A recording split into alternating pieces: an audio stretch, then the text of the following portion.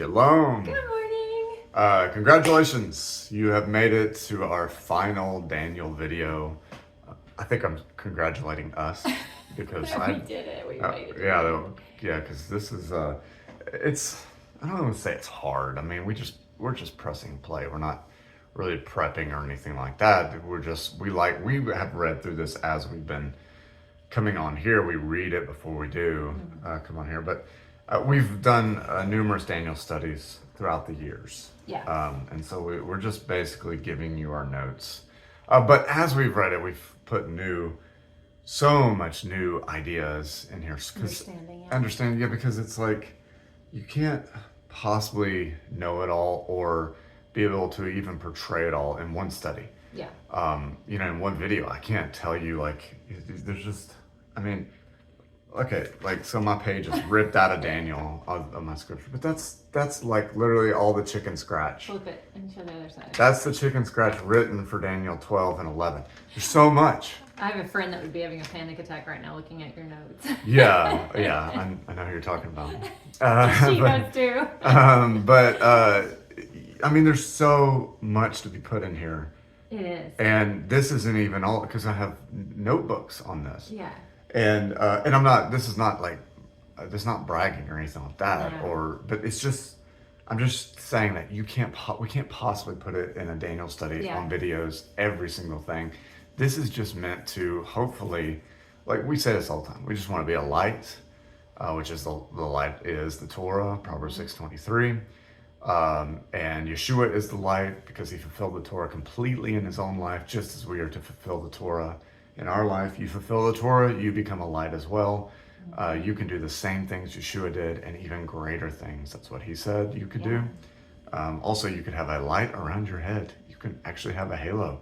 Believe it or not, it's told that the righteous will have halos. Yeah, and it will start glowing, and you can have a faint glow around. Focus on people. I think it's really interesting when people are like prophesying, when they're talking about scripture, and when they're saying true things. Like, really look at them and see if you can see a light. I know that's weird. It's not weird. A Torah sister actually shared it's with weird me to a people. story. It's weird to Christian. It's weird to how we grew up. People would say, that's new agey. Don't do that. It's all in scripture. Yeah. Well, Torah sister shared with me, it was more of a second-hand account, I think, of a former pastor that had an experience like that. Yeah. With someone, I don't know if it was in his church or just a believer anyways. And she was, I think because we had shared that before in one of our other videos, and she then shared it with me, and I was like, I believe that. A friend of mine, I think I shared on here, that I used to work with, went to Africa on a missions trip and claimed that she saw an angel in real life. I believe that. Like, I'm at that point now where I do believe it. What do you have to gain by telling someone that? And she told me in private. I'm just saying, like, what do you have to gain by sharing that? It's not, if anything, you're going to sound crazy to people. Yeah. Versus like, oh, really? I just think, like, if we told our children that, they would be like, oh, that's really cool. They wouldn't have any doubt about those things happening, about seeing someone glowing, But if they were to come to us and say, oh, I saw somebody glowing, had a glow around them, we'd be like, no, you didn't. Well, demons are easily seen. Well, yeah. I've seen them in my life. That's true. Multiple times. Yeah.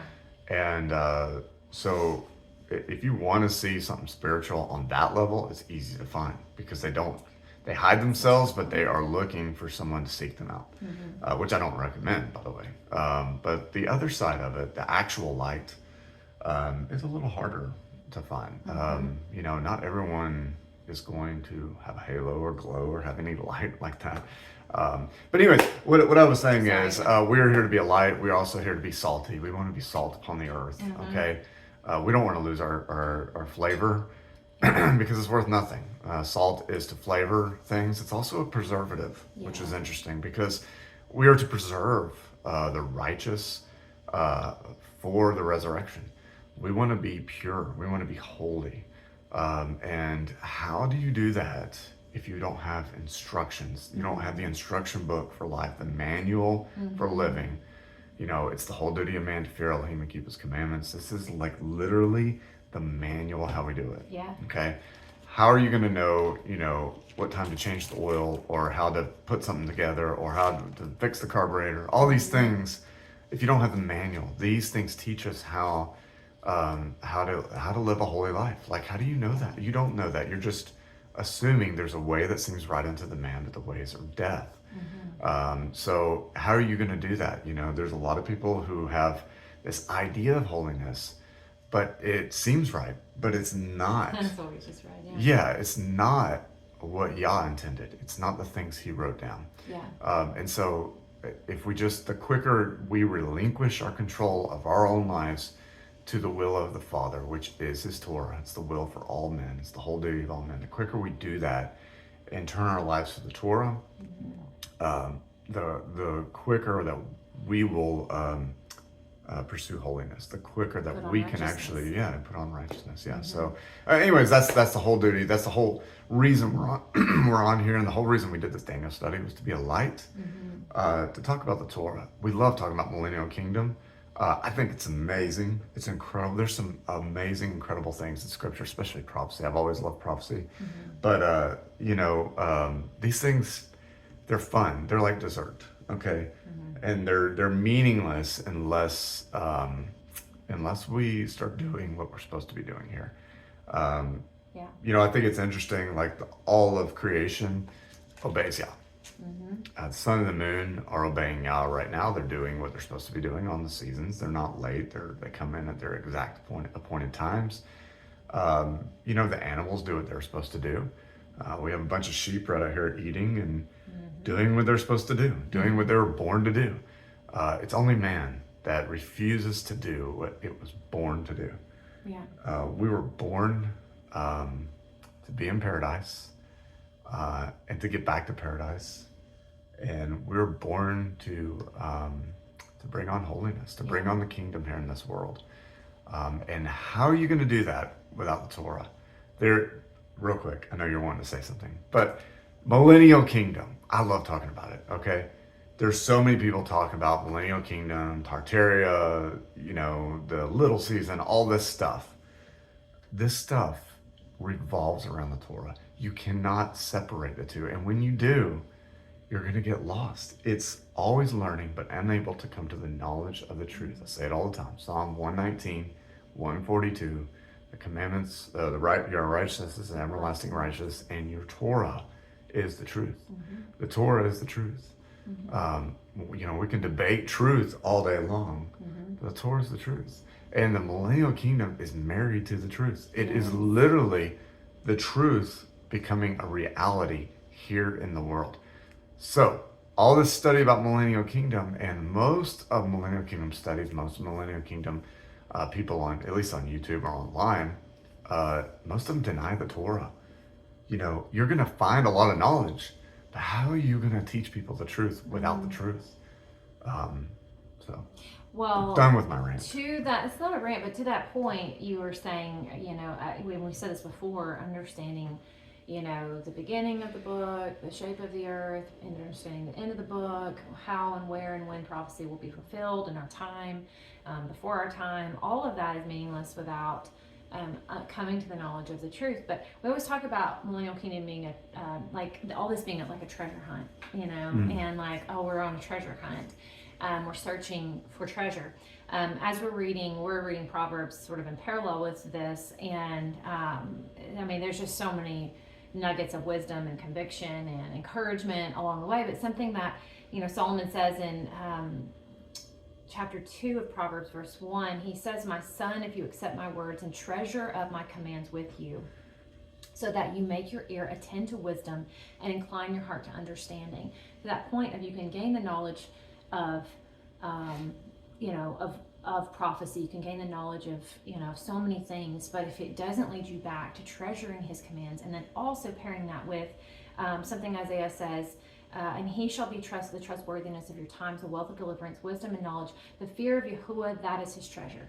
So fear Yah and keep his commands, the whole duty of man, but also the true treasure. Like that's we talked about that. We keep reading about treasure.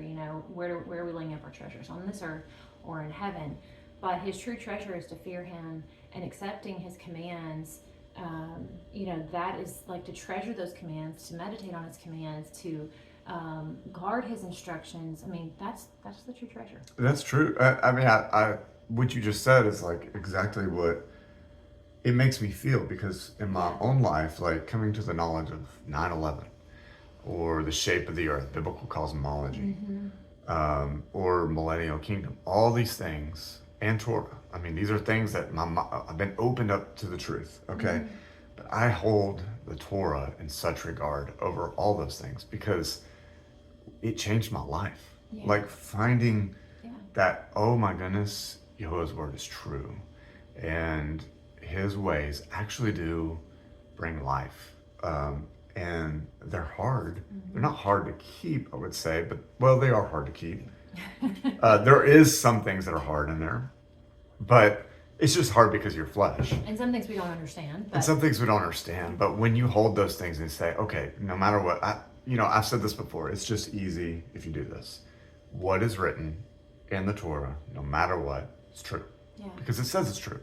And it also says it's forever. Yeah. Okay? So I hold those things and I say, okay, these things which have been taught are forever, they're true. And now let's go and figure out all the intricacies and the things that we don't necessarily understand.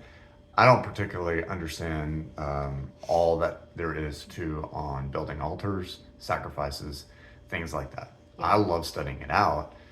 I'm not going to sit here and say I completely understand. I don't know why Yah required some sacrifices and others he, seems to not like. There's a lot of things there. But I'm not going to do away with the Torah. I believe. Or pick and choose. We're not going to cherry pick it either. Sure, not going to cherry pick it. I have to believe as a little child and say, okay, you said so, Father. Yes, sir. I believe you. And to me, when you do that I want to just go back, because what I was just saying is that all these truths, all these things we're waking up to, and we think, so many of us think we're so knowledgeable. Look at all this I figured out this and this. I agree, they're amazing things, Millennial Kingdom being one of them. But the Torah is like it.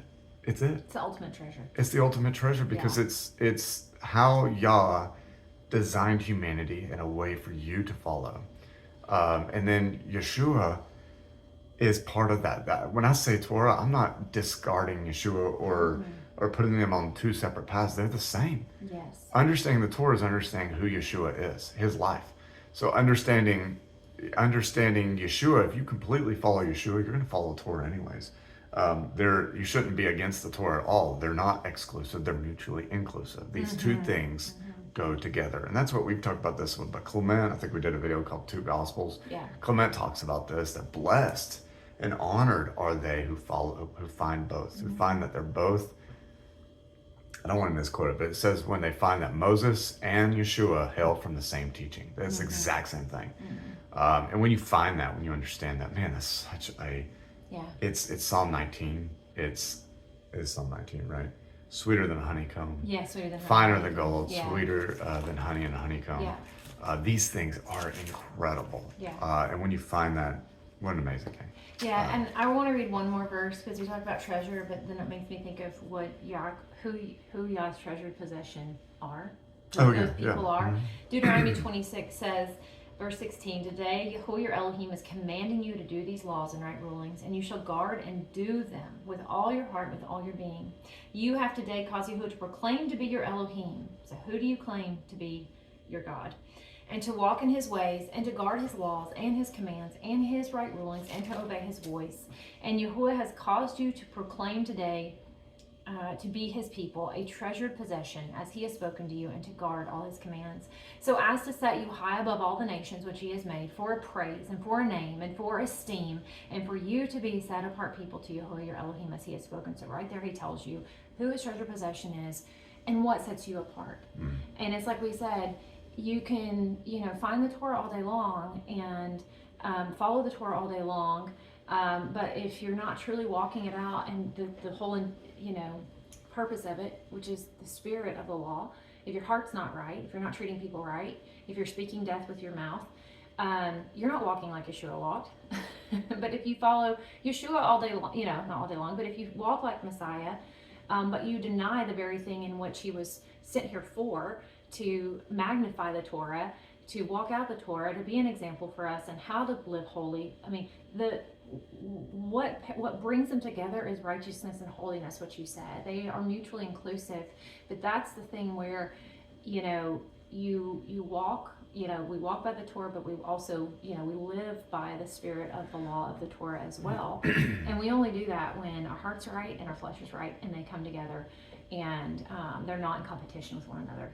They complement one another. So anyways, I just love that. I've always felt, I've never really fully understood so much of the Bible until, y'all revealed the truth to us, and the scales fell. And I still don't understand a lot of the Bible. I still don't understand it. Just when you think we're always learning. But just when you think you're like, you're like, oh man, this book is alive. This book is literally living. Don't you feel like sometimes we're reading a verse and we're like, I don't think I've read that before? I feel that every time. Is it the way it's written? Yeah. There's so much life in here. Yeah. And y'all, everyone that's just has been woken up to Scripture recently and just in it, you understand that. You understand how it's completely changing. Y'all's ways are not hard. They're not like in some distant country where you have to go get them. His Torah. It's not hard to find. It's literally been sitting on my nightstand my whole life. And I just never cracked open the boring books and read them. I say that jokingly, not in a disrespectful way, because these boring books are actually my favorite. But they're the meat. Yes, they're incredible. And, this is not something that's just like you have to have some special knowledge or you have to go to school. Like you have to be a scholar to understand. Yeah, anyone can find it. It's pretty, actually, it's very incredible. I think we're all in the same playing field. Yeshua put us all in the same playing field. Okay, we're all saved by grace through faithfulness, like being faithful, steadfast in the faith. But we're all saved by the mercy of the Most High Elohim and by the blood of Mashiach. Okay, so we all can be saved. We all can be brought and grafted into the cultivated olive tree, which is Israel. So we can be grafted in.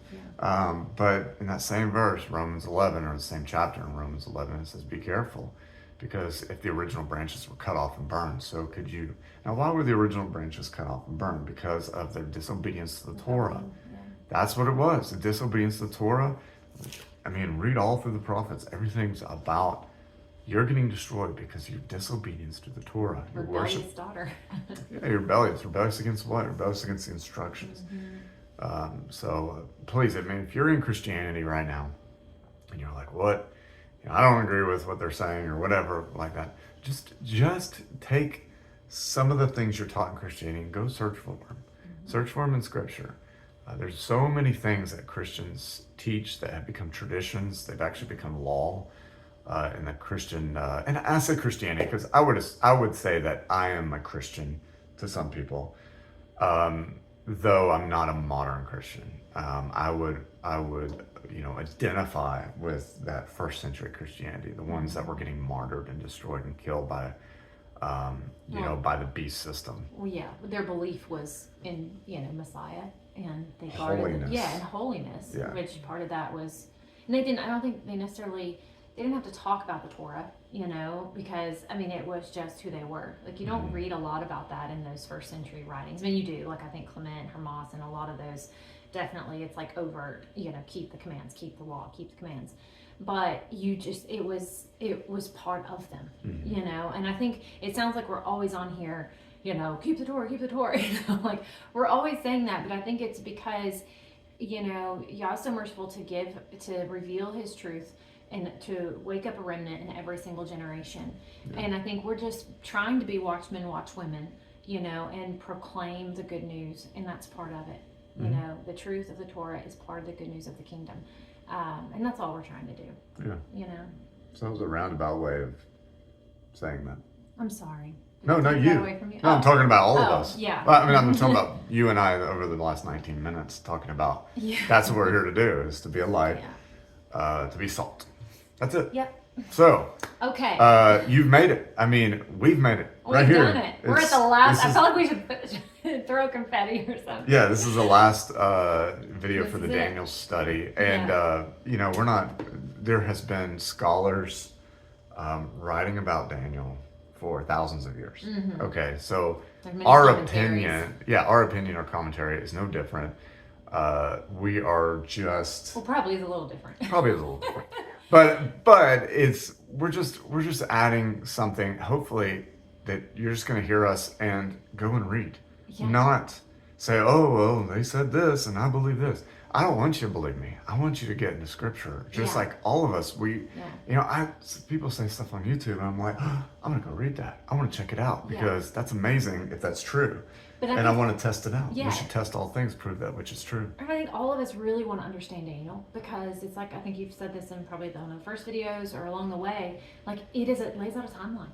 I mean, there are markers and there are days, specific days given. I mean, it's one of the only books, maybe, if not the only book, I don't know, that does that for us. And so I think It's the most detailed prophecy in all of the canon. That's how you said it. It's the most detailed prophecy. Yeah. And so I think not just people, in this walk are curious. I mean, we're all curious. It's like probably one of the, when we'd be in, church, I mean, it's one of the ones probably the pastors turn to the most, talk about 7-year tribulation, the rapture, all that stuff.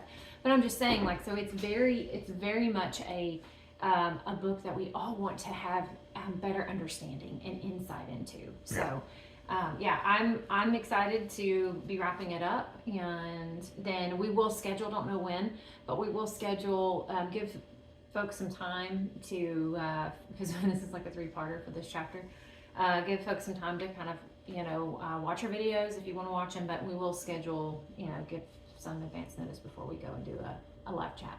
Yeah. Live chat, we'll talk about Millennial Kingdom, we'll recap on Daniel, whatever. Yeah. I mean, we'll just talk about the Torah, whatever you want to talk about. Hopefully there'll be 1 or 2 of y'all who will show up and ask questions. And if not, we'll just talk, because we can do that for an hour and a half anyway. Yeah, we could probably talk longer than that. Okay. But yeah, so. So where do we leave off? What verse were we on? I think we left off at 5. Yes, you're right. We left off at 5. So do you want me to, are we going to just do you want me to read? Why don't you just read the whole thing? That's what I was thinking. Yeah, go ahead. And then we'll come back. Okay. Then I, Daniel, looked and saw 2 others standing, one on this bank of the river and the other on that bank. And one said to the man dressed in linen, who was above the waters of the river, how long until the end of these wonders? And I heard the man dressed in linen, who was above the waters of the river, and he held up his right hand and his left hand to the heavens, and swore by him who lives forever, that it would be for an appointed times, and half a time. And when they have ended scattering the power of the set apart people, then all these shall be completed. And I heard but did not understand. So I said, my master, what is the latter end of these matters? And he said, go, Daniel, for the words are hidden and sealed till the time of the end. Many shall be cleansed and made white and refined, but the wrong shall do wrong. And none of the wrong shall understand, but those who have insight shall understand. And from the time that which is continual is taken away, and the abomination that lays waste is set up, is 1,290 days. Blessed is he who is waiting earnestly and comes to the 1,335 days. But you go your way till the end and rest, and arise to your lot at the end of the days. Wow. That's it. So powerful. Right. I think it's like the most powerful passage. Like, this is it. Like, we've always come back to so much of this in the last 7 years. Like, just this part about being, the wrong will continue to do wrong, and the wise will understand, and many will be cleansed and purified and made white. And I mean, we've thought about that for a generation, every generation. I think. Yeah, I mean, I think this is of course, it's a cyclical event. I mean, it's not. Yeah. I mean, for the wicked will continue to do wicked, and the wise will understand. I mean, it's constantly happening. Mm-hmm. It's just Psalms 2 when the nations rage, and they fight against my Mashiach. They're constantly gaining together, trying to topple the throne. And so, this is just something that continually happens. Just going back to verse 5. Yep. Let's see, on the side of the river, or maybe verse 6. Okay. Who's the man dressed in linen? Well, I believe this is Yeshua. Yeah. I don't know that we're going to get so much into that because there's so much more. Yeah, well, I don't know. There's so much. We're just assuming that this is Yeshua. Honestly, it doesn't matter. I mean, obviously, this is a righteous person dressed in linen, a righteous priest, someone who's holy in this vision. And I believe what he's saying is true. So I do believe it's Messiah, Mashiach. But I'm open to different interpretations. Sure, I don't really, it doesn't bother me. But I think it's amazing because he's like, how long shall it be to the end of these wonders? He's like asking a question for Daniel, and Daniel re-asks it like, I still don't understand. Please tell me. So what are we talking about? What wonders are we talking about? We're talking about the before verses, what he just said. Probably everything in the whole vision from Daniel 11. So every single thing from, the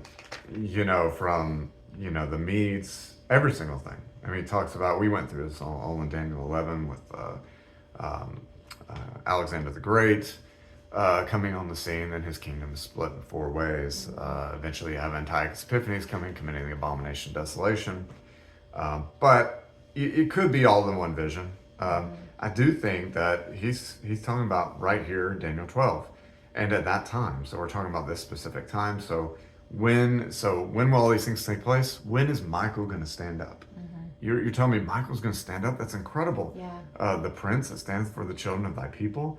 And there shall be a time of trouble. So when is that time of trouble? A time of tribulation? When is that going to happen? And these people are going to wake up. Yeah, people are going to resurrect. People are going to wake up. There's going to be a resurrection, and the wise shall shine as bright as the firmament. We went into that in Enoch 51. It's in Isaiah 42. It's 2 Baruch 50 and 51, where we were just talking about the wise will start. They started glowing in front of people.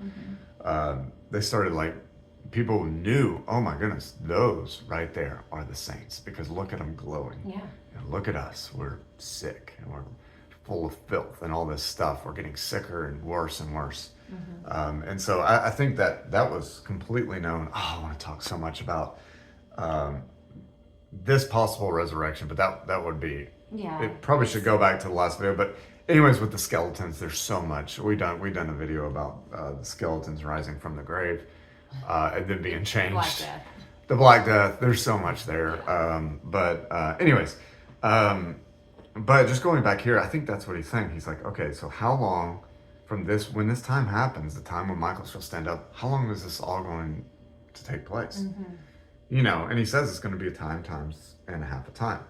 Of course, this is in Revelation 12:14. I guess we can read that. Okay. You got it? I got it. Yep, right here. And the woman was given 2 wings of a great eagle to fly into the wilderness to her place where she is nourished for a time and times and half a time. Yes. Okay. So the wilderness. Now the wilderness was prophesied, and it's all throughout the prophets. The wilderness, where the people are going to go. So what Yeshua talks about Matthew 24. He says, when you see Judea surrounded by the armies, flee. It's time for you to go. That time frame has ended. We talked about this in Daniel 9, Daniel 9:24.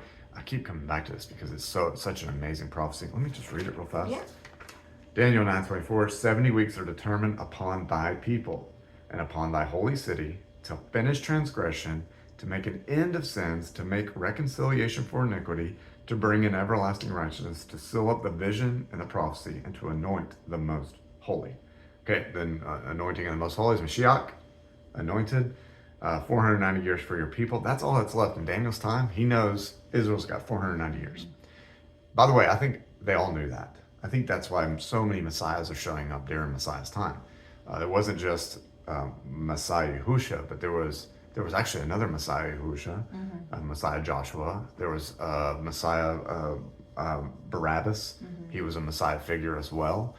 He's not this evil guy that's portrayed in the movies. He was actually a Messiah figure. They put him in jail, probably wrongfully, but I'm sure he did something. You even got the thief on the cross that we're taught's an evil guy, but actually he was stealing from the rich to give to the poor kind of thing. But we have so many messiahs. Judas went and followed another messiah according to the Gospel of Kaledi. When he left, he was like, no, I'm clinging to this other messiah guy. Then you have the false messiahs also that were coming on the scene. Simon, Bar Jesus. I don't know. I can't remember. Simon the Sorcerer? Is that what his name was? Yeah. Simon Magus. Simon Magus, yes. And then you had so many of these people who are leading people. I think they knew. I don't think they knew. I know. I don't know they knew, but we think I'm they knew. pretty sure they knew that this 5.5 year prophecy is coming to an end. 5.5 day prophecy, I'm sorry, 5,500 year prophecy given to Adam, and given through all these ways. You find this in the Gospel of Nicodemus. He writes about it. It's also in the Pro-Evangelion of James, which is the first gospel. That's what Pro-Evangelion means, the first gospel of James. Why don't we have that in our Bible? This is Yaakov the just. Why isn't that I know. in our Bible? He's an incredible Well, they person. probably didn't know which James it was. I'm just kidding. Yeah, there's a lot of James. Jameses. James's, There's yeah. tons of them. But yes. But anyways, you have this. It was common knowledge. Mashiach's Yeah. coming. Okay. Yeah.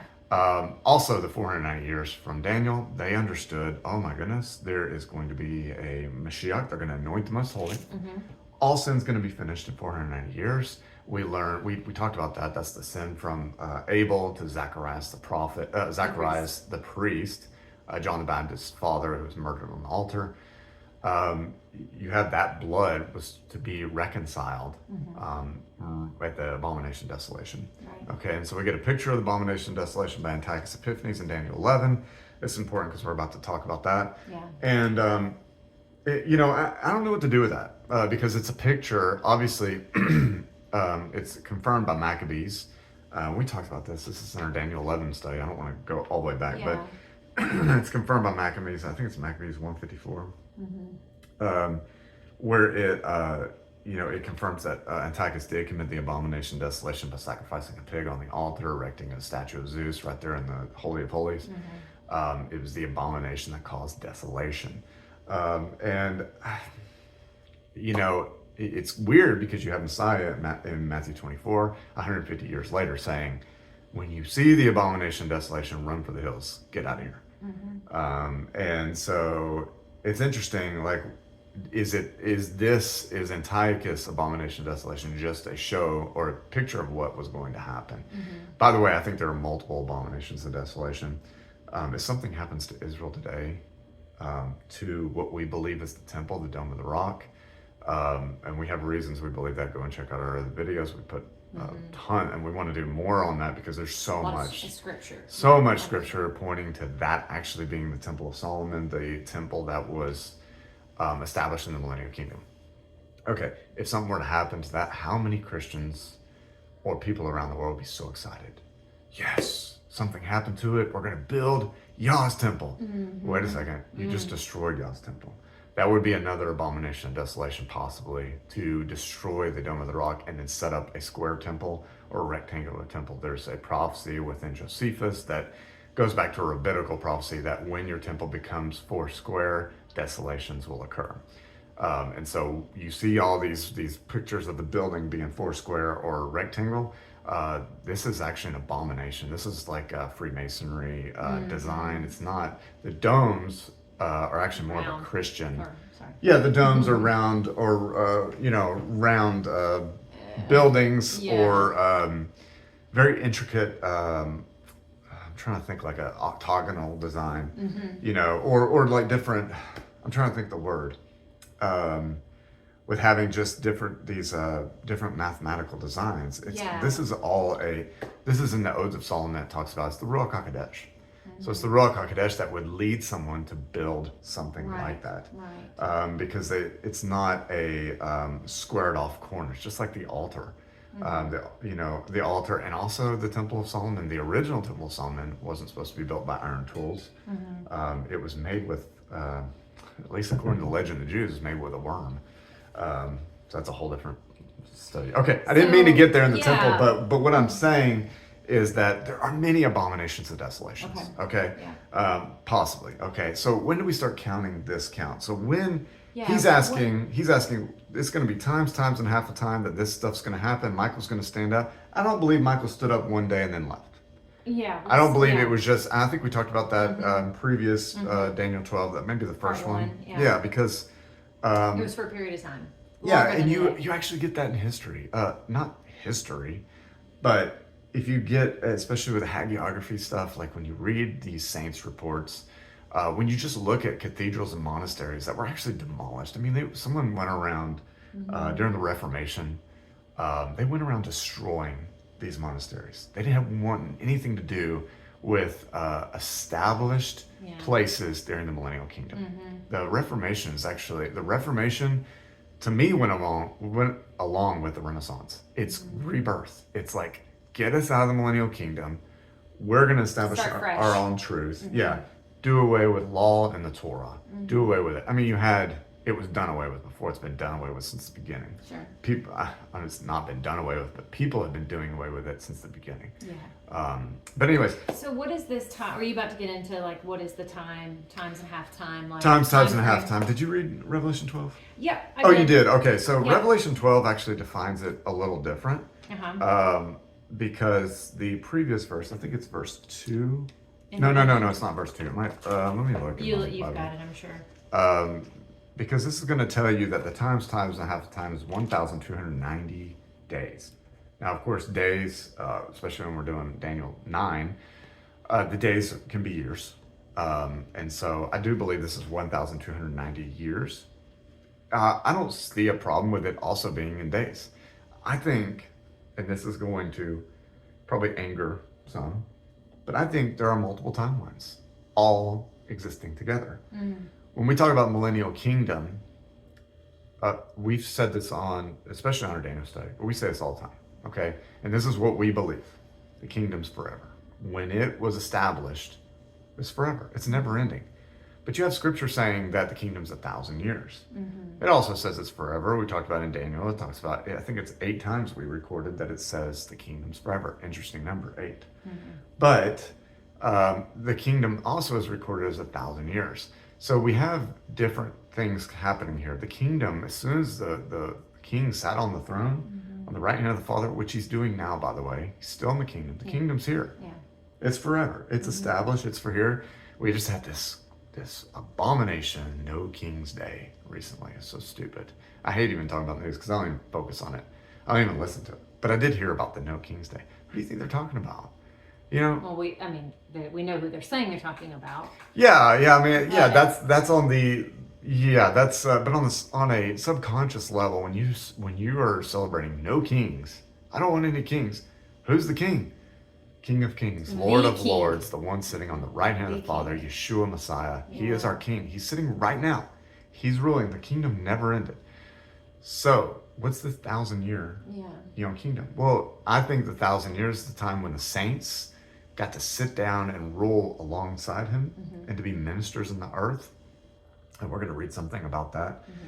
And I also think it's the time when Hasatan was locked up. Okay. Those two things, maybe they don't go together. Maybe Hasatan was locked up earlier than the kingdom began, than the millennial kingdom began. But I do think maybe they coincide. So when we talk about this 1,290 years, it could be separate from the 1,000-year reign.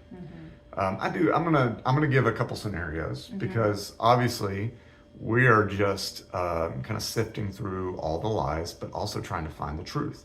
And it's hard. So we're looking at a lot of extra text, trying to figure out when this took place. So I'm going to give you a couple scenarios. So the times and a half times. So Revelation 12, you just read it, and it says the woman will be given great wings, or she'll go, the wings of an eagle will go into the wilderness where she's nourished for times and a half time. Obviously, she'll be fed there. This is the missing book of Acts 29.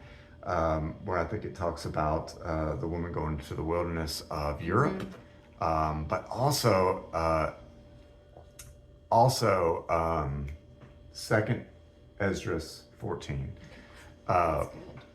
It just took me a second to remember. Second Esdras 14, where the tribes of Israel are in the wilderness, keeping the Torah that they didn't keep in their own land. They're in Arzareth, which is Upper Russia. And all the old maps, it shows that Upper Russia towards the United States.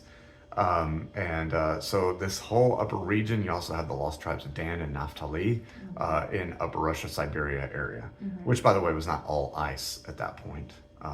Was a much more livable environment when the Watchers were underground. We talked about that when they are, last video, when we talked about when the Watchers are released, according to Enoch, then the Ice Age happens. Then the poles freeze. This is why all older maps, I'm going to say all, but most older maps show green regions in Antarctica what we know as Antarctica, and the North Pole. It was all green. What are you reading? Oh, it was Acts 29. Oh, Acts 29. Yeah, it does talk about that the lost tribes went into Europe, to Ireland, to places like that. Also, you have Joseph of Arimathea going up there. Yeah. So a lot of these people, and by the way, this is prophesied. Let me pause this. Okay, like I said, this is prophesied that Israel will end 490 years, and then the righteous remnant, the true Israel, keeping of the Torah, believing in their Messiah, their King. I mean, that's a pretty important thing. You're going to believe in the law, but you're not going to believe in your own King. Yeah. Or you're going to believe in your King, but you don't believe in his law. So that nullifies Christianity and Judaism right there. Yeah. Because neither one of them, Christianity does not believe in the Torah, Judaism doesn't believe in Mashiach.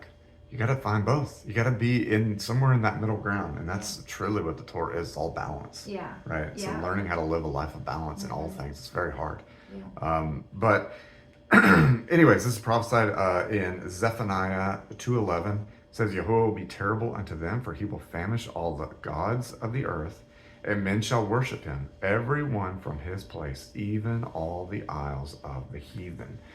So in the islands of the heathen, they're going to go. This is why Yeshua says, leave the land, get out of here. When you see in 70 AD, when the whole land's compassed with armies, don't try to fight for it.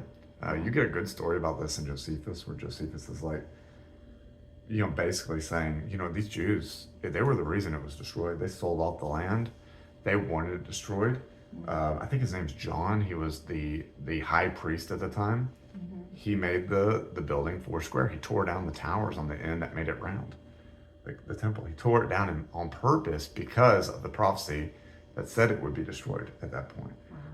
They wanted it destroyed. And that's clear what Josephus is writing, that Titus was doing everything he could not to destroy it. Not saying Titus was a good guy, but A little bit of good, maybe. a little bit of good. And we've said this before, when a nation conquers another nation, it's because that nation conquering is more righteous. America will be destroyed one day by a more righteous nation. Israel, each time Israel is destroyed, the people destroying them were more righteous than Israel. And you get this all the time. Nebuchadnezzar was like, praising Yah. Cyrus, the same thing. Xerxes, all of them. We read about this. They're all praising Yah and saying, your Elohim, Daniel, is the Elohim of Elohims. Right. We believe you. But you had the people in Israel, and Ezekiel's like saying, look, they're weeping for Tammuz. Look, they're worshiping the sun towards the west. They weren't worshiping Elohim. Yeah. They ran away from their original love. Yeah. Okay, so that's just to show you that the places of the heathen were going to be inherited. This is in Obadiah, Amos 9. It's everywhere. That Edom was going to be inhabited. The waste places of Edom, the waste places of Moab, they would all be inhabited by the righteous. By the meek inherit the earth. Okay, and this happened. This actually happened. So they went and inherited these places and worshipped Elohim in the heathen places. No longer in Jerusalem, because Jerusalem was done. But anyways, back to the times and a half of time. Revelation 12:6 says it's 1,260 years, or 1,260 days. We're just going to assume that it's years. What was that? So anyways, it's so what does this mean? Like 1,260 years? I'm just going to give like kind of an idea here. It also says, well, I don't know if we want to get there yet. So he says, I heard. So the man in linen asks for Daniel, says, okay, how long until all these things are going to happen? When all these things are going to happen? It's going to be for a time. This time when Michael stands up will be for a time, times and a half a time. I was just saying earlier how just like these reports of the saints, Michael was showing up multiple times in that 1,000-year period, kind of in the Dark Ages. And where he would show up, they would build a monastery. They would build a place where they could worship him in the Isles of the Heathens. So in a place that's not necessarily worshiping Yah, but they put these places in to completely devote themselves to the Father. Yeah. I know a lot of people would say, well, this was Catholicism. These were people who, did the Eucharist and all these things. I'm like, wait a second. They would go to these monasteries, fast for the rest of their life, set their lives completely apart, fast and pray to the same Elohim that I pray to. Yeah. They would fast and pray and seek Elohim doing the Eucharist, which is a great thing. We're commanded to do it. Doing these things and seeking the best they knew how by living a holy life. Is there anything wrong with that? Is that against Torah? Did they eat pork? Probably not. No. They might have. Maybe they didn't recognize it as a unclean food. Maybe they didn't really know. We're not getting into the kingdom based on our knowledge. We're getting into the kingdom first by grace. Second, by our desire for holiness. Okay, so if you really desire holiness, we talk about this all the time. Like the little old lady on the pew at church sitting there, she might not know not to eat pork, or she might not know to keep the Sabbath, the way the Bible does. Maybe she just thinks she's keeping the Sabbath on Sunday the way the church says to, the way she's been taught. But does she live a holy life? Absolutely. This little old lady gives her money all the time to other people. This little old lady cares for people, prays for people, loves people, and lives a set apart, simple, holy life. Yeah. And I think this is truly what Yah desires, though the true worshipers will worship him in spirit and in truth. So spirit is negating the flesh. It's having the fruits of the spirit, which many people at church do. But you also have to do it in truth. So the truth, like we said, is Psalm 119, 142. So understanding the Torah too can direct you in the proper understanding of truth and the proper way of living by the Spirit. But we all have a little bit of everything. We're trying to figure this thing out together. So anyways. So 1290 versus 1260. I don't know why it's different. It's different by 30 years. Why Revelation 12 says that. But, I'm not sure. Maybe it's including Mashiach in this, the time when he was to come, maybe from the crucifixion to the abomination of desolation in 70 AD, which is 40 years. But there's a lot to look into there about was it 40 years? Did Yeshua die at 30? There are some reports that he was 49. Yeah. There are some writings to understand that, or to read, that could point you into a different direction. I do think I kind of stick with the traditional interpretation of when he died, and there was 40 years later in 70 AD. I think that's possible, but maybe it's counting from here when Michael stands up. When did Michael stand up? We talked about this in Revelation 12. Please go back and view that video, because we did way more study on when Michael stood up. But I do believe he stood up when Mashiach came. So it's either when Mashiach was crucified. It's possible, because is it in John when he says, we talked about it in that video, I can't remember, when he says now the rule of this world is cast out. Now he's cast out of the firmament. He can no longer go up. And the accuser of the brethren has come down to earth. This is in Revelation 12 as well. So it tells you, kind of gives you a timestamp that this is when this is happening. So it could be from that count right there. We read later, just in verse 11, it says, "And from that time that the daily sacrifice shall be taken away, and the abomination that maketh desolate set up, there shall be 1,290 days." And so why we believe this is just to kind of talk about this for the times and a half of time. This could be 3.5 years.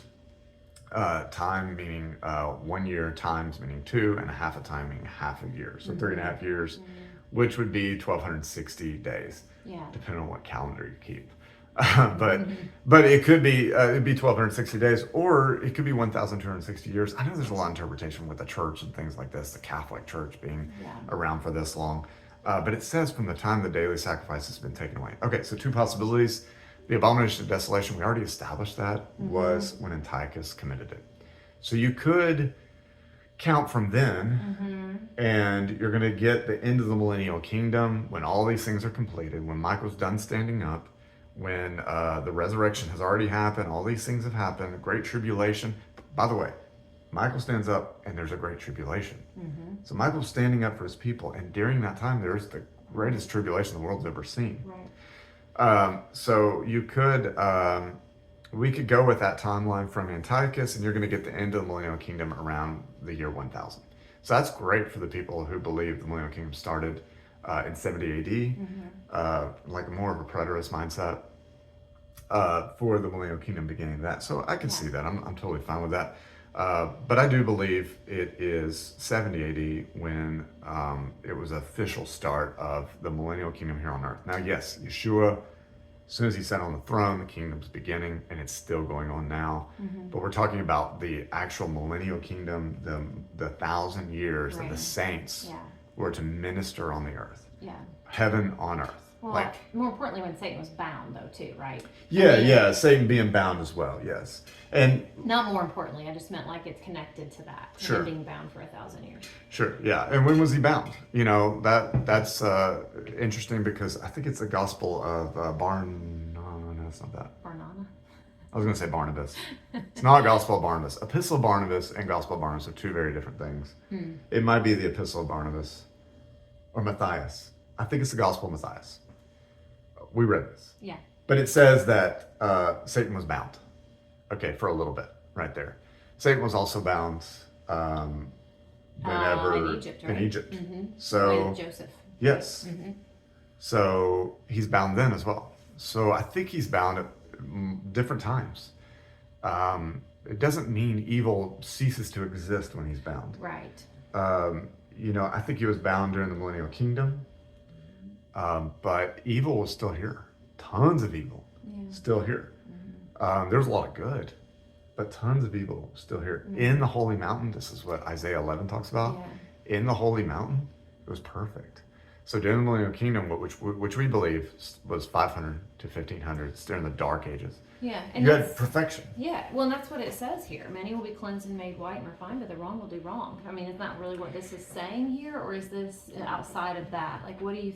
Well, I don't well, know I if think they've that gotten here yet. But yeah. Well, I mean, we can talk about it now. No. Yeah. I think we can talk about it. It's just that we could assume this is still pre-millennial kingdom, and we're still being cleansed. Look, Right. Yeah. or we could say, hey, wait a second, this is millennial kingdom. This fits all the prophecies of millennial kingdom. When we look at Enoch 93, you know, there was sword was given to the righteous. They were going out exacting vengeance on the whole earth, and they were given this ability to go and destroy, kill all the dragons. First of all, I mean, there's a giant, you know, just dragon slayers everywhere, killing off the dragons and the sea serpents and all this, trying to rid that. Why were they killing dragons? You know, who really cares? I know Why were there so many dragons? But that's a sidebar. Go ahead. Well, I know Marco Polo. We've read this. Marco Polo talks about the dragons were actually used as medicine. You know, I think it's their gallbladder was used as medicine. So that's possible, but I do believe that they were killing off the dragons. They were given this ability because the dragon obviously is associated with the serpent, and the serpent we have today is like a far descendant from the serpent in the garden. The one in the garden had feet, right? Feet, wings, talked like a man, stood upright like a man, and was beautiful. Was actually way smarter than a man, more beautiful than a man. Not that a man is beautiful. I'm just saying, like, you know, like Very attractive. very attractive apparently. At least with the legend of the Jews. Yeah. I'm all over the place right now, so I'm just like, hopefully this is interesting. I mean, we're just kind of like, what a way to end it too, because we could just like throw out bleh, you know, everything. So well, let's anyway, go back to the timeline. The difference in the timeline. You kind of. so well, theory you were there. okay. You were talking about the wise. I think this is millennial kingdom. It can be any time. The wise being. I was just trying to say that even during the millennial kingdom, you know, you were saying that there was still wickedness going on. There was still disobedience, lawlessness was still, you know, present. Sure, and we know this So- through Zechariah 14. It's if you don't keep Sukkot, your land's not going to get any water. That's right. Obviously, we know they weren't going up to the kingdom, and look at the lands that don't have water now. Look at all the lands that are parts of deserts. Yeah. You know, and you look at them, they are mostly people who didn't believe in Messiah, and so you have, you know, these people who did believe in Messiah. Their land is heavily watered. Yeah. What were they doing? Well, a lot of them, the pilgrimage was a huge deal. There are tons of stories of people trying to get up to the promised land, and they weren't Jews. Most of them weren't Jews. They weren't these people who didn't believe in Messiah. They went to the promised land because they knew of the land of Jesus. Right. They knew the land of Yeshua, where it was to get there, the promised land. Maybe they weren't perfect to get there. Most of them were turned around. are turned back. But I do think some were able. You get this in the vision of Zosimos Yeah. was allowed to go, Yeah. and you get multiple people who are allowed to go. Yeah. I was gonna say something. Man, what was I gonna say? I wanted to talk about that. So why do you think? I'm just sitting here, thinking, okay, well, this is the end, right? This is the end of the prophecy. He's told to go seal the words till the time of the end, and then he's like, go on your way. You're gonna, you're not gonna really understand this. Basically, you're not gonna understand the whole, purpose of this. Rest, and wait for your time to come. At the end of the days.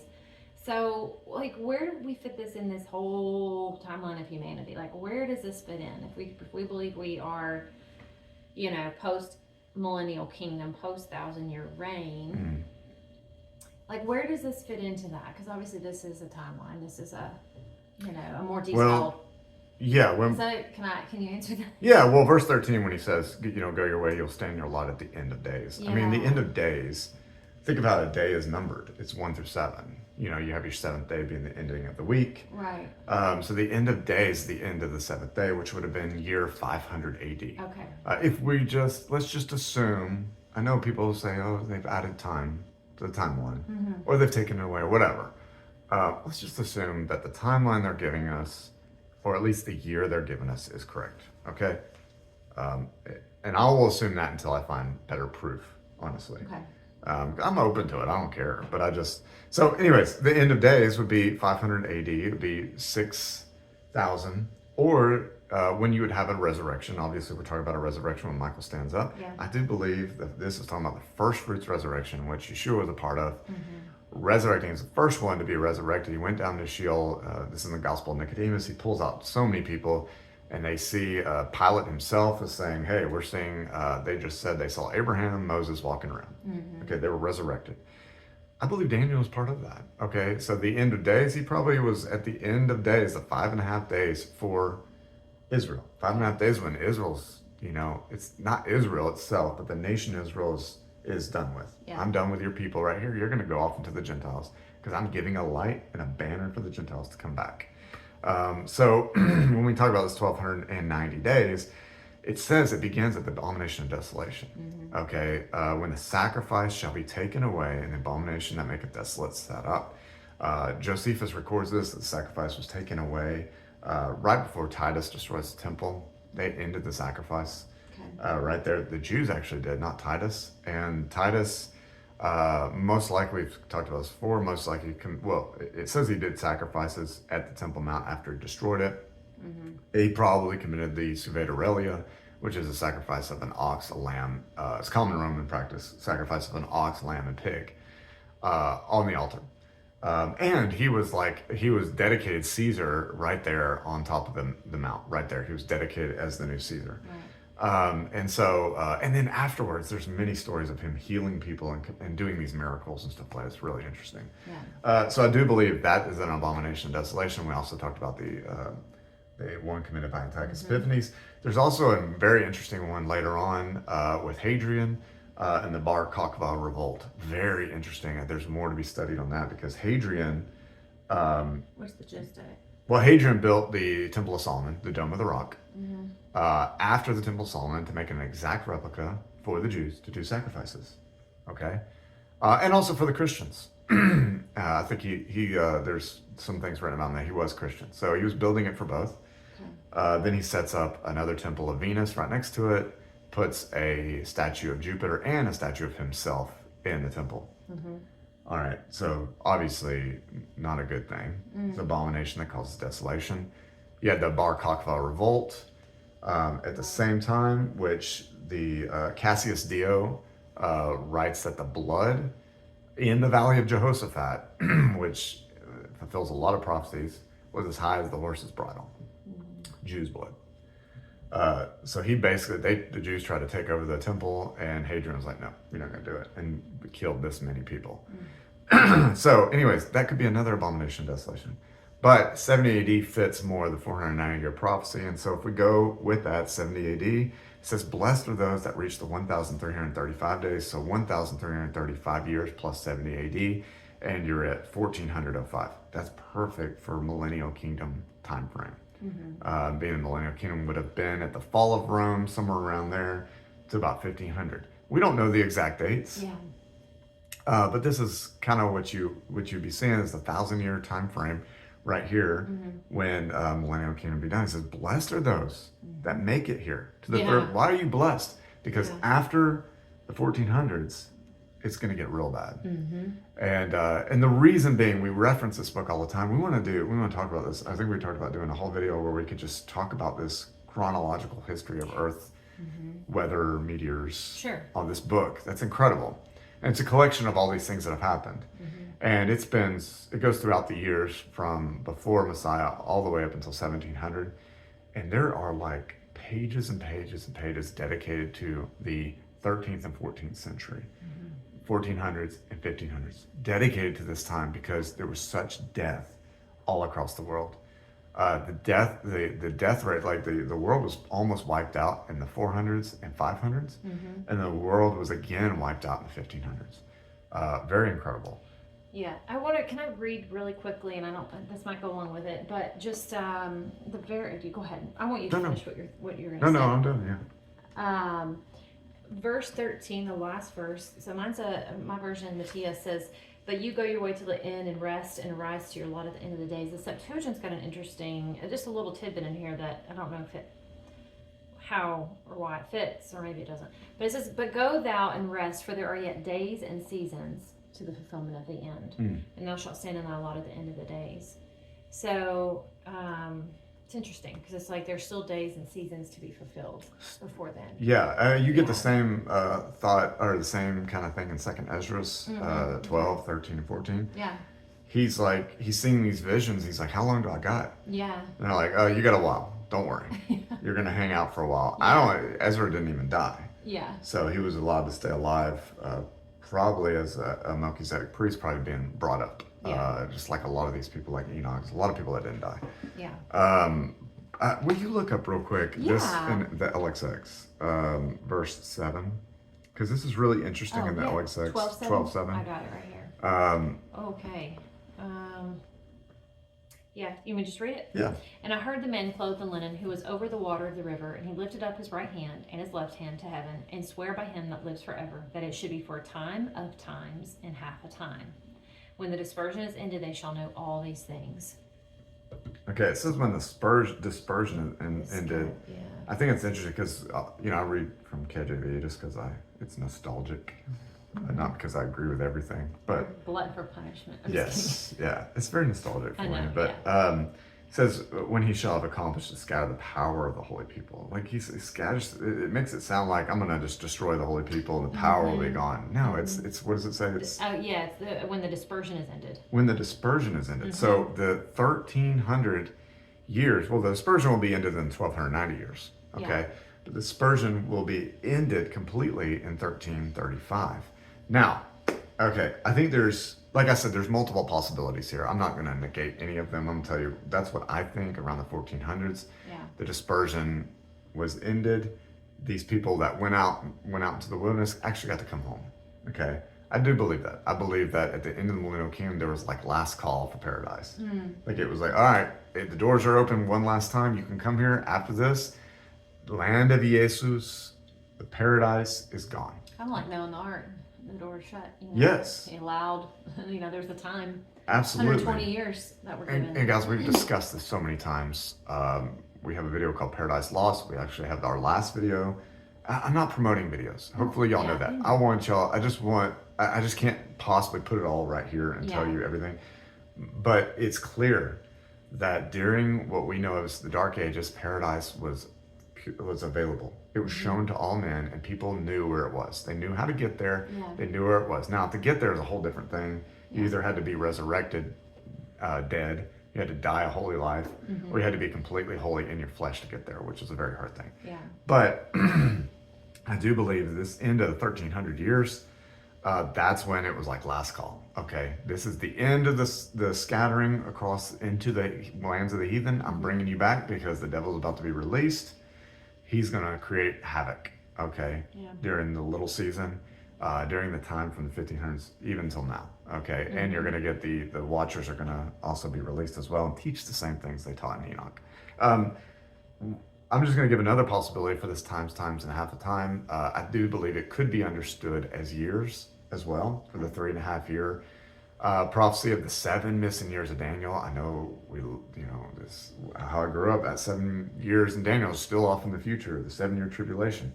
But I do believe it's talking about the 7-year Jewish-Roman War, and it started in 66, 3.5 years later. So that times and a half a time is when the abomination of desolation took place, the destruction of the temple, and the Suvet Aurelia. And so he's saying, when's the end of the scattering? So that diaspora right there of the holy people, 70 AD. So I do believe there are 2 ways possibly to view this. I should have mentioned that earlier, but but I do believe there's 2 possible ways to view this. Also, real quick, this is Ascension of Isaiah. Great book. It's referenced by Paul. Ascension of Isaiah tells you that Isaiah was sawed in half by wooden saw by Manasseh. And Paul talks about this. Now, where's he getting that? Where did he get that information? Because it's not in Scripture, or at least in the canon. But yeah, if you'd like to read this, real quick. Well, this is chapter 4. Okay. Where would you like me to start?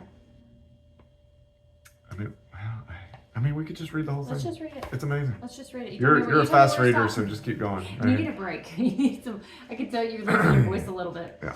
And now Hezekiah and Joseph, my son, these are the days of the completion of the world.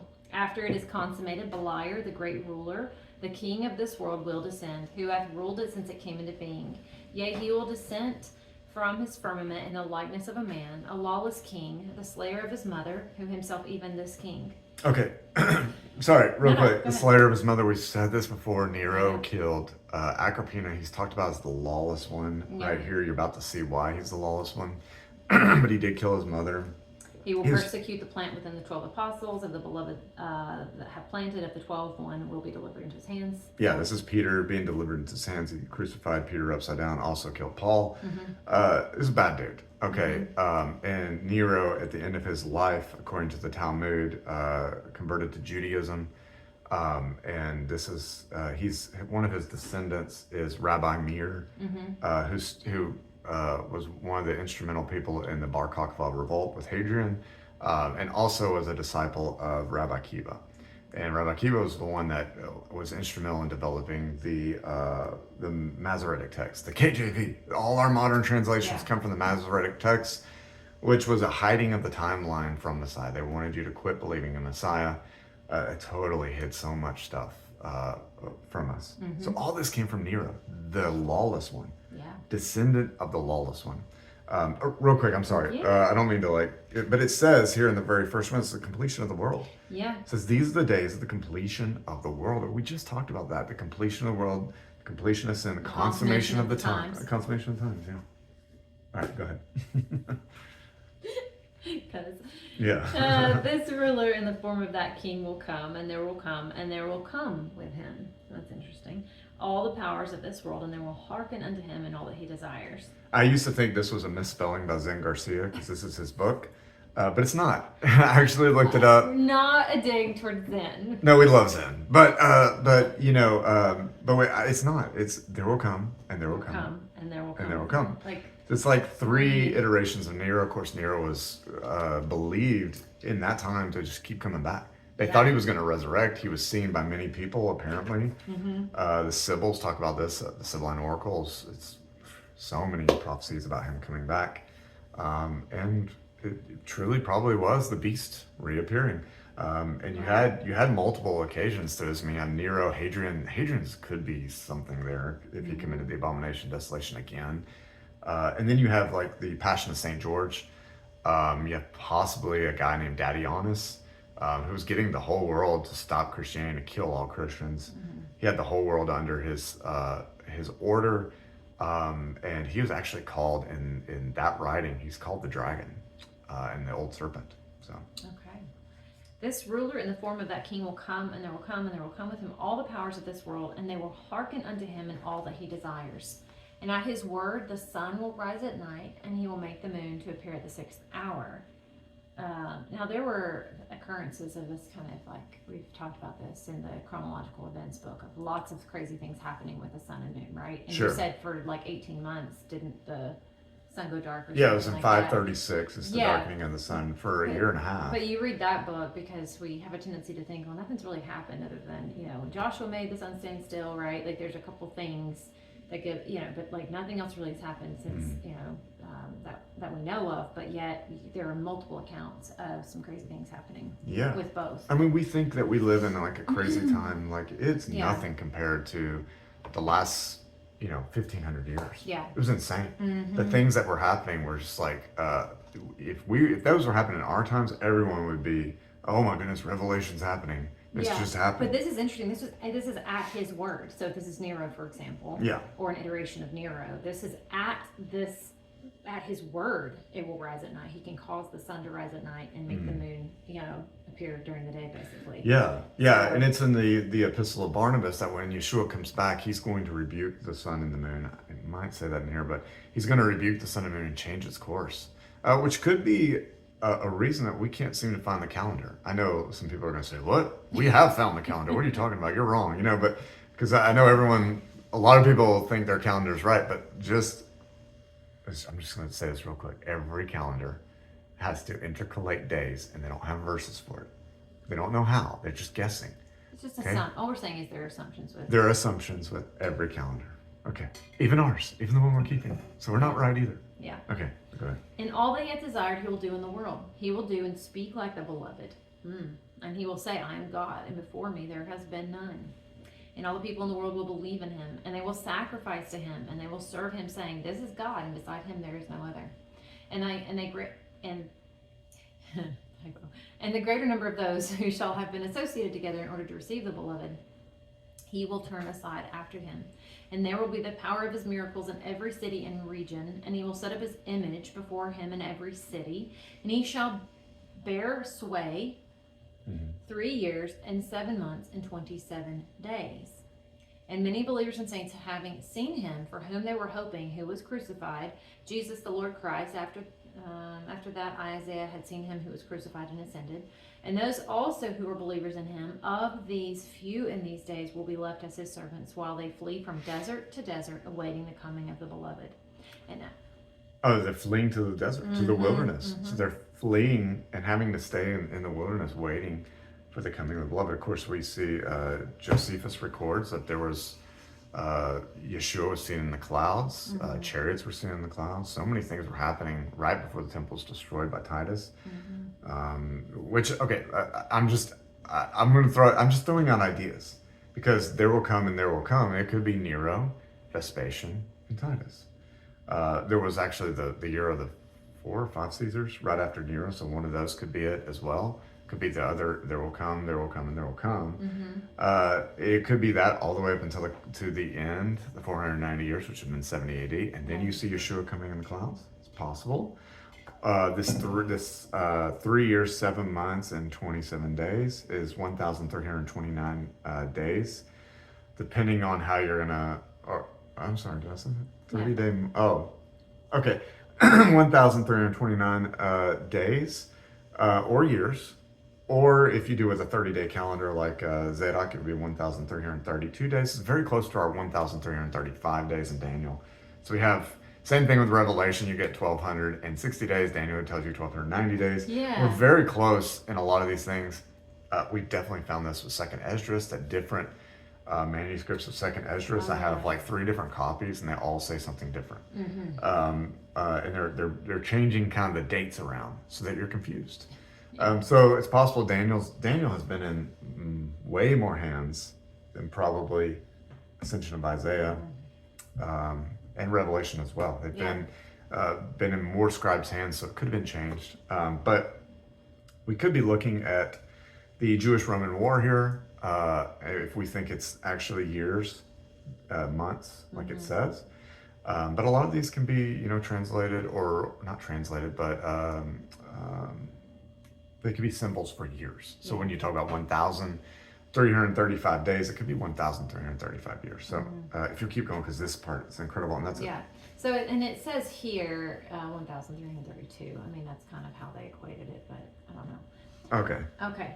So it does equal the 30-day months. Yeah, I think that's what you were saying here. Sorry, I didn't want to interrupt you, but That's really that's good. what it says in the next verse, that it's So Ascension of 13:32. Isaiah is going with a Zadok counting, Zadok-esque calendar. Okay, go ahead. And after 1,332 days, the Lord will come with his angels and with the armies of the holy ones from the seventh heaven with the glory of the seventh heaven, and he will drag the liar into Gehenna and also his armies.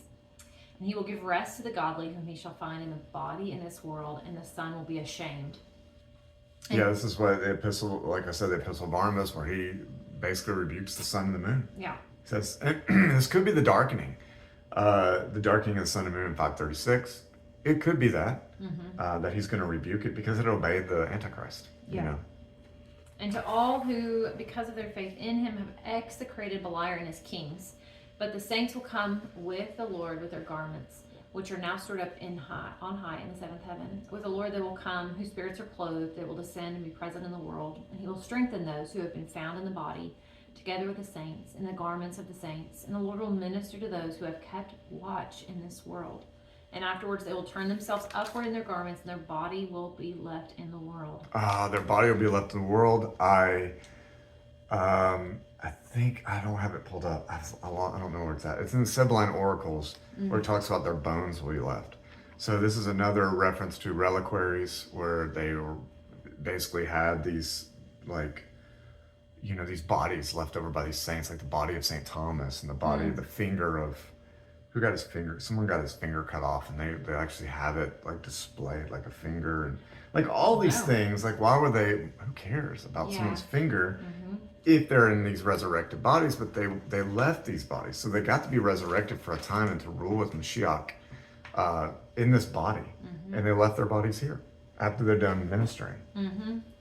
Is that it? Yeah, I mean, well, maybe I should just read. Then the voice of the beloved will in wrath rebuke the things of heaven and the things of earth, and the things of earth and the mountains and the hills and the cities and the desert and the forests, and the angel of the sun and that of the moon, in all things wherein Beliar manifested himself and acted openly in the world. And there will be a resurrection and a judgment in the midst in those days, and the beloved will cause fire to go forth from him, and it will consume all the godless, and they will be as though they had not been created. It says the rest of the words of this vision is written in the vision of Babylon, and you wrote Isaiah 20 there. So yeah, it's believed that this is Isaiah 20, even though it's Isaiah 20. Compare, like, as I'm reading this and I go to Isaiah 20, it's a bit of a letdown. Isaiah 20 is a letdown, or yeah, this is a letdown? Isaiah 20. Not because I don't like Isaiah 20. It's because that you read this and you're like, oh, the rest of this is in the vision of Babylon. Yeah. You want to see it, and you're like, There's okay, so maybe he's referring to a different vision. Sure. Okay, so I don't know if this has happened. I know a lot of people would, you know, if you don't believe in Millennial Kingdom, you'd probably say, hey, show me where this has happened. Where did y'all, like, finish and destroy everything with fire? And as I would say this with anyone else in Millennial Kingdom, show me where he didn't. I think the more we try to dig and find, evidence, the more it just keeps coming out. Like, oh my goodness, there was some crazy stuff that's happened in our past. Yeah. It is possible there was a huge fire reset, and we're on this side of the Millennial Kingdom, this side on the day of Yahweh. By the way, if we go with the LX6 timeline, which I do believe is the true timeline, we are in the day of the Lord, which would be the 8th day, the 8th great day of resurrection.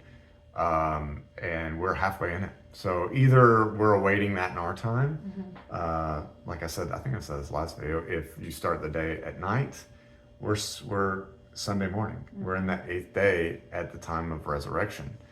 So it's possible that could be in our time. It's possible the day of the Lord, that fire reset started at the very beginning of the 8th day, which would have been 500 years ago, 1500. So it would have been a total destruction. So if you made it to that time, you were saved out of it.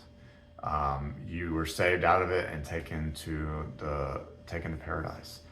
You got to escape the wrath of Elohim that was coming upon the nations that refused to enjoy the blessings of the Millennial Kingdom. What a crazy thing. And when we talk about that, like the blessings of the Millennial Kingdom, the lion laying down with the goat, and I know it's the other way around.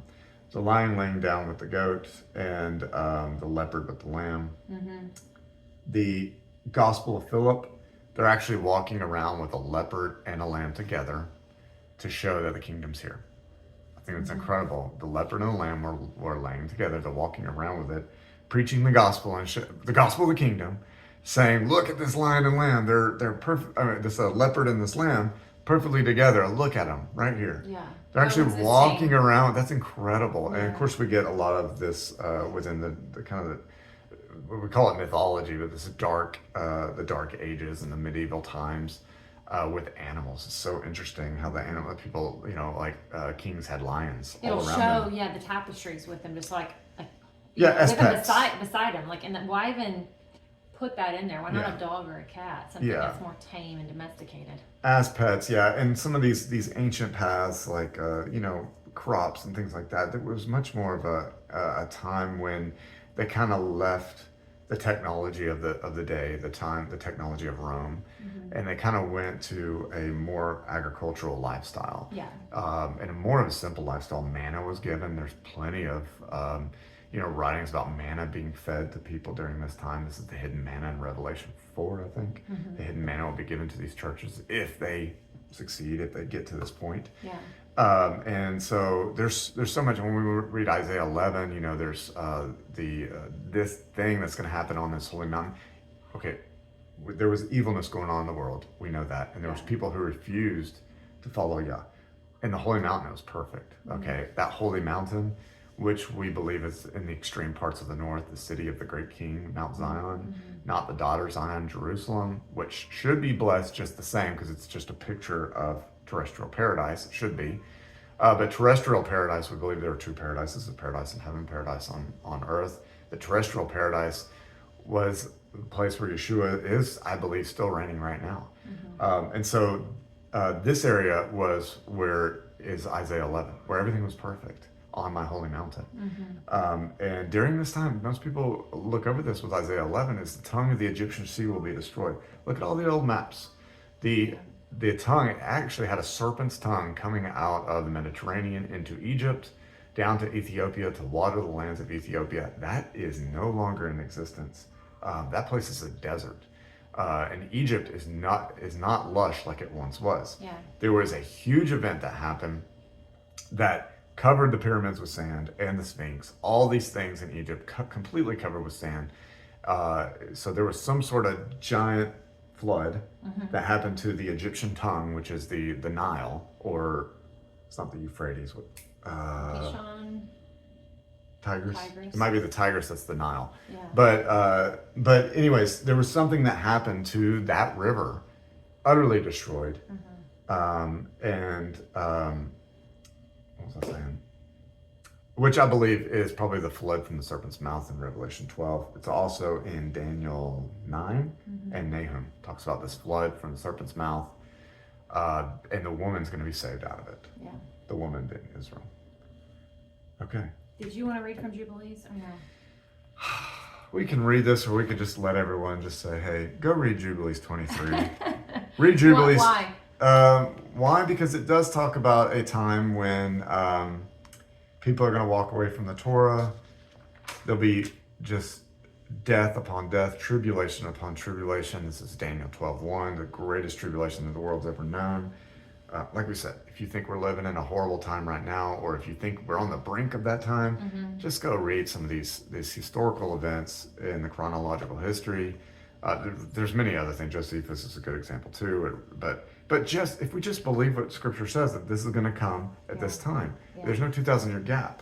So we would have to be like, oh, okay, it did happen. And when we read these things, oh my goodness, the world was just utterly decimated. I mean, you're lucky you even stayed alive. If you wanted to stay alive, you better go to a monastery and be holy. Why did they want to do that?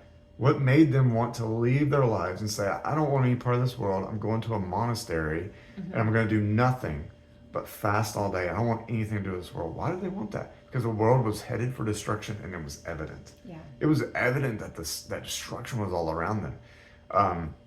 Why are we kind of like, we're getting there too.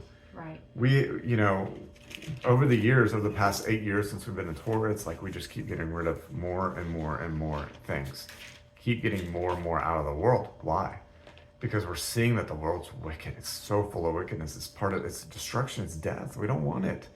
But I'm still eating. I'm still still trying to run a business in the world. Still trying to do these things while maintaining belief in Torah and the testimony of Yeshua. But these people, after Messiah, they gave up everything. They were completely giving up everything because they knew, and it was revealed to them. Paradise was open. The keys were given to Mashiach. Paradise is open. You can go there. The only thing holding you back is true holiness or death. To me to live as Christ and to die as gain. Why did Paul write that? Because he truly believed, well, I'm going to live as holy as I can. Maybe I can get back to that third heaven, paradise, where I had that vision. If it was Paul, anyways, I don't know. He kind of gives a confusing statement there. Yeah. Or if I die, I get to go there. So either way, I want everything to be for him. So has that been hidden from us? Is that still available to us? Is paradise open? I know a lot of people would believe, and I believe this too, that we go to Sheol and rest. And I think that's what Scripture teaches up until the moment of Mashiach. So is paradise completely open for us? I believe it is. I had two righteous grandparents just die recently in their 90s over this past year. My grandfather was how old was he? 93? Yeah, I can't remember. I mean, something early 90s. He's laying in a hospital bed he's dying, breathing his last breath. And he goes, he's looking up and he's saying, wow, my house is so beautiful. He says that. And my mom might have been in the room, but my uncle was in the room oh my goodness, did he just say that? And then your grandmother, his wife. My grandmother just passed away 6 months ago. Yeah. Maybe 6 months ago. Yeah, it was, but she was breathing her last breath. And you remember what your mom was saying? What she Yeah, said? she was looking through the door, breathing her last breath. They're like, oh, he's coming in. He's coming in the door. Like that. And that was the last thing she said. That's the last thing she said, And my aunt was dying of leukemia years ago. It's been probably 11, 12 years ago. Yeah. And she was in such pain, and she just blurted. She just smelt Yeshua. She smelt Yeshua in the room and said he smelt so good, like the fragrance from paradise. Guys, read book of Adam and Eve, Testament of Adam. So many amazing things talking about the smell of paradise. Yeah. Like the children of Seth dwelt on a mountain because the wind was blowing from paradise that way, and they could smell the trees. That's why they dwelt there, because they just wanted to smell paradise. They knew they couldn't go, but they wanted to smell it. So, and that's partly why probably Adam and Eve tried many, many times to get back, because they were so remorseful for their sin. And they were constantly reminded of that. Yeah. Every time the wind blew, they were constantly reminded of how good it was. And what was the promise to Adam? 5.5 days, my Messiah is going to come. Yeah. Die for your sins. He's going to be the true Adam, the son of Adam that actually did what was right, fulfill the Torah, keep the commandments. He was going to raise him and his righteous descendants. Yeah, he said, I'm going to bring you back. I'm going to raise you to life, bring you back to paradise. Yeah. So my question is paradise open right now?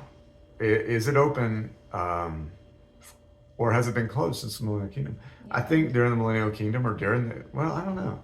I would say as soon as Yeshua was crucified, I believe you can get to paradise. Yeah. I don't know that we have to rest in Sheol. Yeah.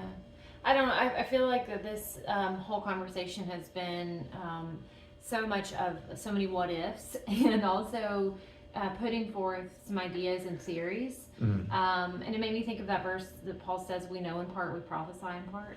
And I think that's important to, to keep in mind as we're studying Scripture, and because this, obviously, we don't know. Yeah. There's so many moving parts and pieces, but we are just putting forth what we believe we know based on our understanding of kind of all of these texts coming together, and telling more of a complete story. Well, go ahead. But what would be sort of, we're wrapping it up, we're an hour and a half in. So what would be your final thoughts about Daniel 12 and just the whole of Daniel? Well, I think the more I read Daniel, the more I read extra biblical text to contribute and to complement it. it's just almost getting undeniable that the millennial kingdom happened. Okay. And I'm open to it not happening. I'm totally fine. I've said this before. If Yeshua shows up in the clouds right now, lightning, like everyone sees him, Praise and God. he's like, "Hey, I'm beginning the millennial kingdom." I'm not going to sit there and say, "No, but it's already happened, Yeshua. I don't know if I believe." I'm gonna be on my hands and Fall on your knees, face. yeah, and praising that I got to see this, and hopefully I'm welcome into the kingdom. I think the misconception with this idea of the millennial kingdom for some people, and what should be the case for all millennial kingdom researchers, is this is about the kingdom. It's the gospel. It's the gospel of the kingdom. I'm talking about the kingdom right now. The millennial kingdom happened because it's the kingdom. It's the gospel. Yeah. Like, I'm excited about it. I'm excited that, oh my God, I'm just talking about paradise. Yeah. I'm excited, oh my goodness, the kingdom happened and we missed it. And we're in this, whatever this is, this time in history where we're so deceived, and the devil succeeded in making us all forget it. Why wouldn't that happen? It's prophesied to happen. There's a little season where we're deceived and we go against the camp of the saints. What are we doing that for if we just were in the millennial kingdom? And I've said this before, I don't think that people in the millennial kingdom knew they were in the millennial kingdom. I think some did, of course, but I think if you were a child growing up and you just knew that if you put out a little, watermelon seed, you get 1,000 watermelons from that one seed, would you think that was any different? Because you're a child. You just grew up in there. You would think That's your normal. that's my normal. And it's normal for a lion to come up and let me pet it. That's normal. I don't, and that's why it failed. That's why that's why men They left. erred. Men erred. That's why they left paradise. They were in paradise. They left. Why'd they do that? They erred. They left the millennial kingdom that they were to bring on the earth. The saints were here to bring it on. Not the saints didn't fail, but the people failed. Sure. Well, it's the same thing with the angels, right? We were talking about this the other day. Like, how did they even know where they lived? Who Yah was truly. I mean, because you had some come down to earth, and they had the desires and the lusts of the flesh. Yeah. And they mated with women. And so it's the same. It's no different for them either. It's because you would same look at them and thing. think, how in the world did you had it perfect up there? You were literally in the Shemaims. How in the world? Why would you come down here? But it's like what you said. Did they even fully understand who they were, where they were? Or they just had rebellious. They just had rebellious souls like we do. Rebellious. Yeah, parts of our I don't soul think we get so like we forget. That's why we have tried to write down miracles that God's performed in our lives, because I forget. As soon as something bad happens, I'm like, oh no, y'all, what are you We gonna forget do? how He delivered us. Yeah. All the times He delivered us. All the times He. What were you talking about Enoch? Yeah. We read that in Enoch Yeah. when you had the archangels. You actually have Michael and Gabriel and Uriel and the other one. Raphael. Is it Raphael? That poor other one. He's never remembered. But There were anyways. 6 or 7. But anyways, those archangels, when the angels fell, they're starting to freak out. They're like, oh no, look, the whole world's being destroyed by these Nephilim creatures and the other races that were produced by the angels. They're like, well, what's Yah gonna do? I haven't heard from him. They're like, these archangels are like, these are the top dogs. what's happened? Where's Yah? We don't know. He hasn't said anything. It's almost like how we feel. Yes. We're sitting down here when something bad happens. We're like, Yah, where are you?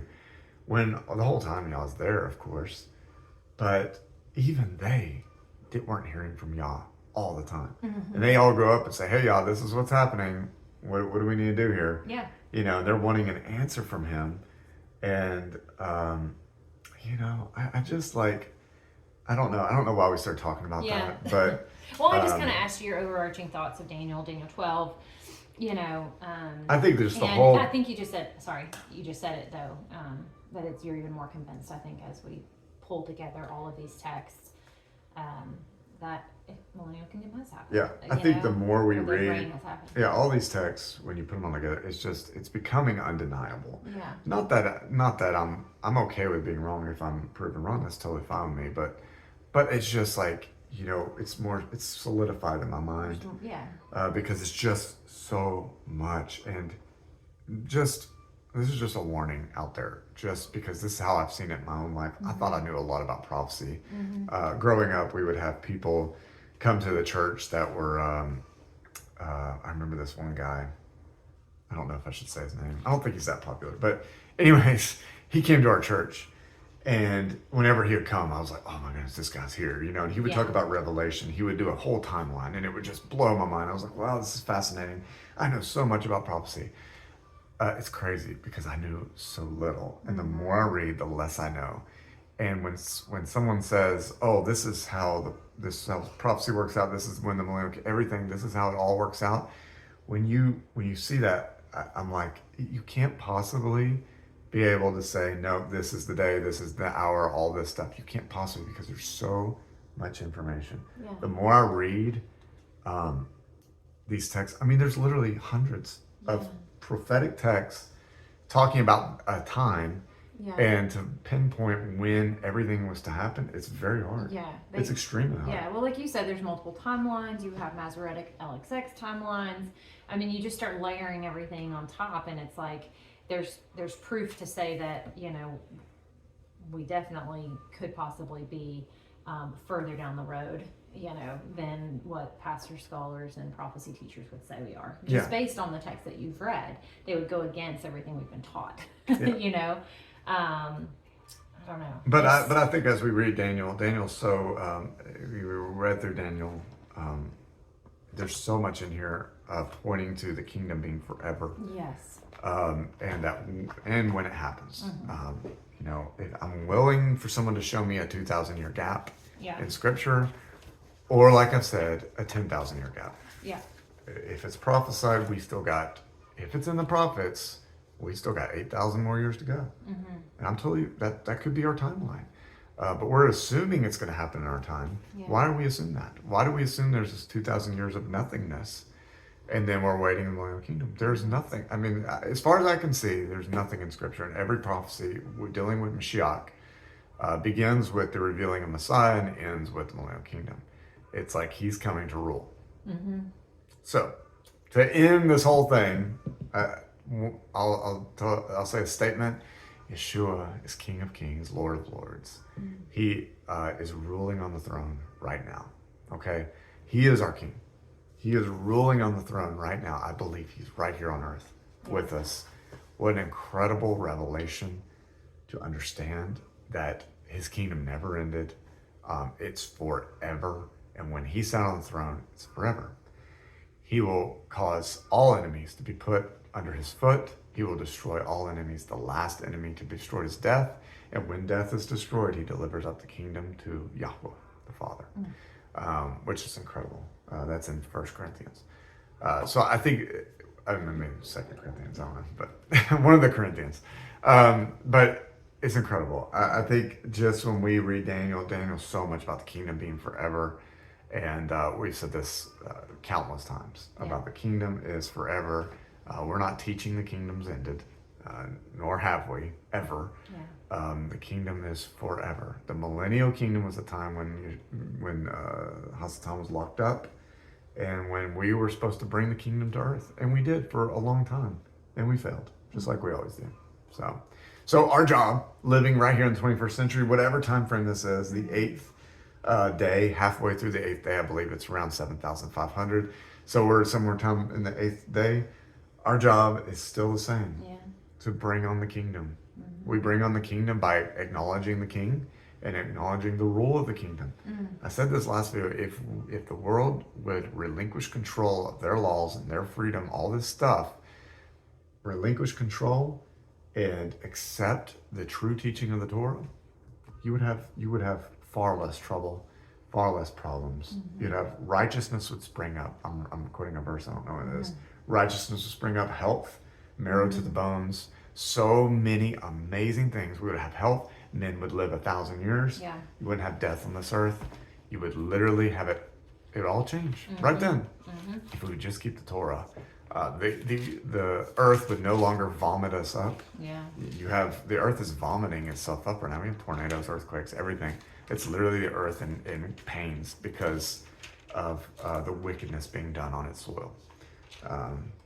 So, what an amazing thing if that were to happen. You know, if people actually got stoned for abominations, you would have far less abominations. More obedience. All right, is that it? I think that's it. Thank you guys for sticking around. And listen to me talk for an hour. Yeah, My goodness, hour I feel like I talked so long. hour and a half. Well, there is so much to say. We pray before we come on here for the words to come out of our mouth to be honoring and pleasing to Yah, but to truly be from the Spirit, from the Holy Spirit, the Rock. And I truly believe that it's not organized or presented in a way that is supposed to be. Like we're teaching or we're preaching, we are just truly sharing our hearts and sharing our studies and the understanding that we have. Like Rob Skiba used to say, we're curious students. Yeah. We're not teachers. We're not here to teach you. No, but we love this, and we have really grown to enjoy doing these. And I don't know if we'll do another book study, maybe in the future, but we got a lot of other videos that we've committed to putting out, and we'll put those out. I think you said this before, when the Spirit leads us. So whatever that next video looks like, or what it is, or the content of it, it will be completely 100% led by the Spirit, and not us just trying to put out more content or more of us, because it's not about us. Yeah, hopefully that's what we desire, is to be led by the Spirit. So, yeah, so hopefully that's what we're doing here, and hopefully what we've said makes sense. But I think that's where we want to have some open dialogue, and create an opportunity for us just to have some conversations and fellowship, and yeah. All right. Okay. Shalom. We'll see you on the live. Bye.